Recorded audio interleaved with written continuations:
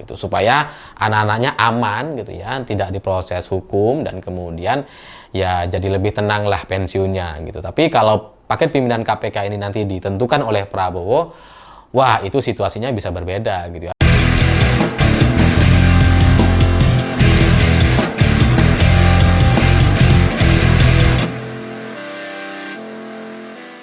Selamat malam semuanya. Semakin dekat dengan 20 Oktober, ternyata semakin mudah kita lihat drama-drama perebutan kekuasaan antara presiden yang masih berkuasa dengan calon presiden terpilih yang akan segera dilantik dalam beberapa hari lagi. Karena perebutan kekuasaan antara keduanya ini sudah semakin mudah kita lihat dan semakin vulgar rasanya gitu. Kalau sebelumnya itu masih sembunyi-sembunyi gitu ya, berada di belakang layar, nggak kelihatan gitu ya.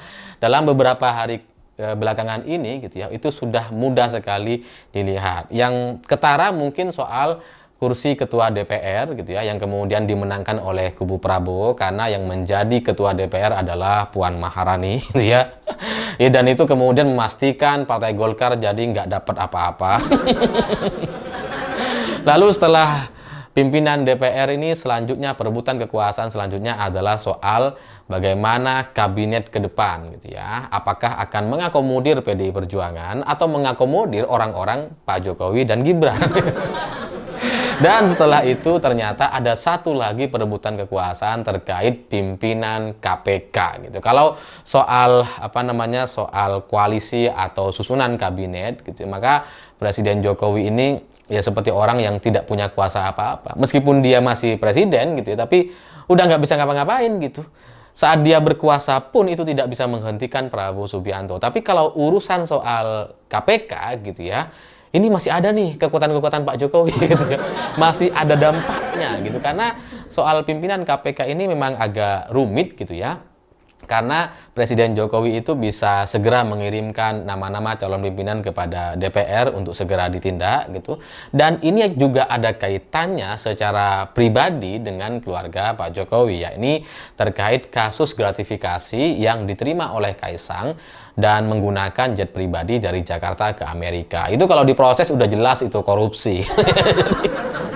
Jadi mudah saja untuk membuktikan bagi KPK bahwa Kaisang ini bermasalah gitu ya. Mudah sekali gitu. Tapi karena Presiden Jokowi masih berkuasa hari ini, itu yang kemudian tidak terjadi pemanggilan dan diupayakan agar Kaisang ini bisa lepas. Nah, kaitannya dengan calon pimpinan KPK yang baru gitu, nampaknya ini ada kaitannya, ada hubungannya dengan kepentingan keluarga Presiden Jokowi. Makanya 10 calon pimpinan KPK yang seharusnya baru diserahkan setelah pelantikan Prabowo atau setelah pelantikan Presiden terpilih tanggal 20 Oktober, itu kemudian buru-buru diserahkan pada tanggal 1 Oktober lalu. Ya, mungkin karena udahlah DPR udah nggak dapet gitu ya, Golkar udah nggak dapet, malah Mbak Puan jadi ketua DPR, udahlah.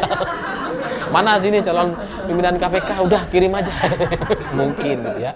Mungkin lagi ngambek tuh pihak istana gitu. Jadi kemudian buru-buru diserahkan tanggal 1 Oktober dengan dimulainya drama atau pertemuan yang katanya tidak sengaja antara Presiden Jokowi dengan panitia seleksi calon pimpinan KPK di Bandara Halim, di ruang VIP Bandara Halim. Dan setelah itu diserahkanlah 10 calon pimpinan KPK kepada Presiden Jokowi. Jadi pertemuan di Halim kemarin gitu ya, itu menunjukkan satu pesan kepada elit politik bahwa Presiden udah nggak peduli, pokoknya calon pimpinan sini mau segera disahkan. Ya karena ketua DPR udah Mbak Puan gitu ya, Pak Jokowi nggak dapat apa-apa. Jadi udahlah sini gitu. Dan karena calon pimpinan KPK nama-namanya sudah diserahkan pada tanggal 1 Oktober kemarin gitu ya, menurut Undang-Undang KPK ini paling lambat Presiden harus segera mengirimkan nama-nama ini ke DPR itu 14 hari. Jadi kalau tanggal 1 diserahkan, ya maksimal tanggal 14 atau tanggal 15 ini harus segera disahkan untuk kemudian diserahkan ke DPR untuk kemudian disahkan sebagai paket pimpinan KPK yang baru. Dan setelah itu nampaknya ada kepentingan atau apa namanya akan membuat Presiden Jokowi jadi lebih lega kalau paket pimpinan KPK ini disahkan ketika Presiden Jokowi masih berkuasa, karena masih ada waktu gitu ya. Tanggal 20 Oktober kan masih ada waktu gitu ya. Kalau disahkan tanggal 14, tanggal 15, tanggal 16, tanggal 17 dilantik masih bisa. jadi jadi itulah yang nampaknya akan menjadi satu drama tersendiri dalam beberapa hari ke depan. Kita lihat gitu ya, apakah akan ada pelantikan pimpinan KPK di era pemerintahan Presiden Jokowi, atau nanti soal pimpinan KPK itu baru akan disahkan setelah Prabowo terpilih atau setelah Prabowo dilantik menjadi presiden secara resmi gitu. Karena kalau kita berdasarkan soal apa namanya masa jabatan KPK gitu, seharusnya memang baru disahkan atau baru dikirim setelah 20 Oktober dan dilantik oleh presiden yang baru gitu. Tapi kalau ini sudah buru-buru buru-buru dikirim kepada Presiden Jokowi, maka ya secara aturan atau undang-undang memang harus segera diserahkan ke DPR maksimal 14 hari untuk dilakukan tes uji kelayakan calon pimpinan, dan setelah itu DPR bisa rapat untuk memutuskan paket pimpinan KPK yang baru gitu. Padahal DPR hari ini itu kan baru pelantikan kemarin tuh. Bahkan ada 2 partai, PDI Perjuangan dengan PAN kalau nggak salah, itu ketua fraksinya masih belum ada gitu. Tapi PDI Perjuangan hari ini sudah menunjuk, meskipun nampaknya masih belum resmi, sudah diumumkan oleh Pak Said Abdullah gitu ya. Tapi ya intinya DPR itu yang masih baru dilantik, masih kelengkapannya masih belum siap gitu ya. Jadi kalau kemudian dipaksa buru-buru untuk segera mengesahkan paket pimpinan KPK, itu nampaknya terlalu diburu-buru lah.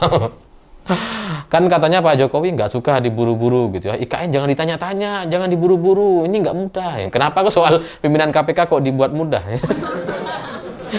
Dan bagaimana cerita PDI Perjuangan mengulur-ngulur waktu untuk tidak segera memutuskan atau menunjuk ketua fraksi, nampaknya itu juga bagian dari upaya menunda atau mengulur waktu supaya masalah perebutan kekuasaan ini jadi tidak lebih berpihak kepada Presiden Jokowi. Karena semakin diundur, Pak Jokowi semakin nggak punya waktu. Nah, kenapa ini kemudian coba diundur, diulur-ulur gitu ya?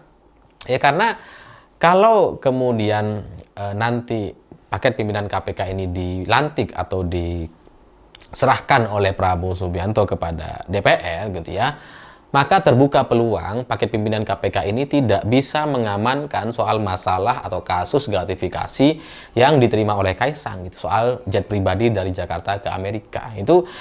Itu kalau kemudian nanti diproses gitu ya, itu kayaknya sulit sekali untuk kemudian bisa dikendalikan. Makanya ya ini sebaiknya segera ditindak sekarang gitu ya. Pimpinan KPK-nya masih orangnya Jokowi kira-kira, sehingga setidaknya sampai setahun ke depan Kaisang masih aman lah, dan dengan harapan nanti publik sudah juga lupa dengan kasus jet pribadi kira-kira kayak gitu.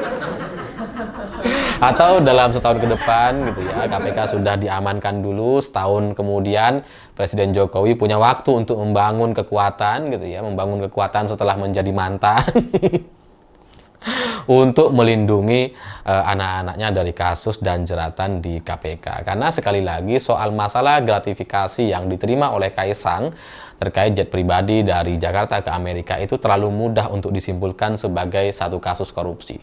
Mudah saja, datanya sudah lengkap gitu ya, dan kemudian mau alasan apapun, nebeng dan sebagainya, itu tidak akan menyelesaikan atau kemudian dianggap ini bukan korupsi.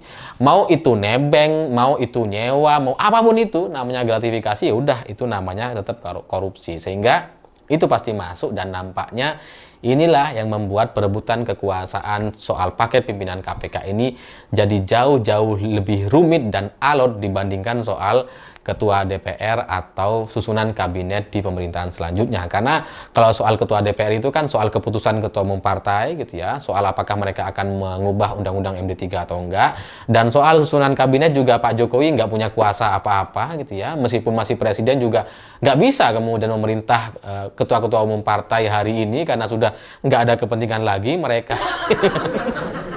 Sudah nggak bisa ngapa-ngapain, sehingga ya paket pimpinan KPK inilah yang kemudian diperjuangkan, coba dipertaruhkan supaya bisa dipimpin oleh orang-orang yang bisa mungkin ke depan bisa melindungi Kaisang atau setidaknya tidak memproses Kaisang seperti yang terjadi hari ini.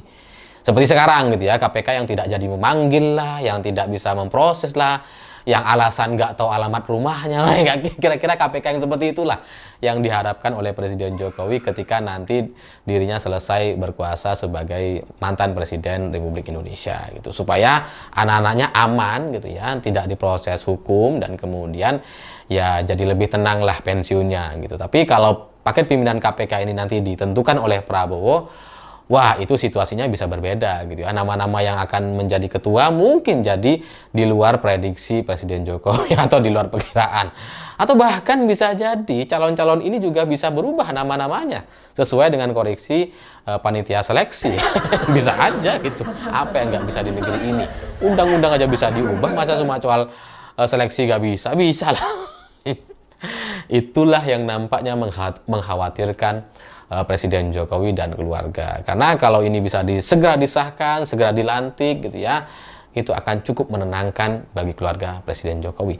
Bagi saya, yang terbaik sajalah untuk Indonesia gitu ya. Saya juga nggak terlalu masalah dengan jet pribadi dan sebagainya itu gitu ya. Karena soal kasus korupsi keluarga Presiden Jokowi nampaknya jauh lebih besar dari itu.